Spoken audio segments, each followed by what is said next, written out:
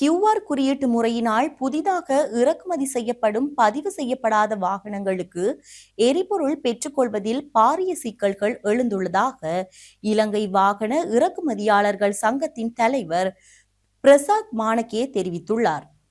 வெளிநாடுகளிலிருந்து இறக்குமதி செய்யப்படும் வாகனங்கள் ஹம்பாந்தோட்டை துறைமுகத்திற்கு வந்தடைகின்றன. அங்கிருந்து கொழும்பிற்கு வாகனங்களை கொண்டு வருவதற்கு தேவையான எரிபொருளை பெற்றுக்கொள்வதில் பெரும் சிரமம் ஏற்பட்டுள்ளதாக அவர் சுட்டிக்காட்டியுள்ளார். விற்பனை நிலையங்களில் காட்சிப்படுத்தப்பட்டுள்ள வாகனங்களின் எரிபொருள் தீர்ந்துவிட்டால் அதனை மீண்டும் நிரப்புவதற்கு முறையான வசதி இல்லை. இறக்குமதியாளர்கள் தமது தனிப்பட்ட வாகனங்களுக்காக கியூஆர் குறியீடுகளை கொண்டு இறக்குமதி செய்யப்படும் நூற்றுக்கணக்கான வாகனங்களுக்கு எரிபொருள் நிரப்ப முடியாது. இதனால் மாதத்திற்கு சுமார் 100 முதல் 150 வாகனங்களை இறக்குமதி செய்யும் இறக்குமதியாளர்களுக்கு இந்த சிக்கலை தீர்க்க அரசாங்கம் மாற்று வழிகளை உருவாக்க வேண்டும் என பிரசாந்த் மானகே தெரிவித்துள்ளார்.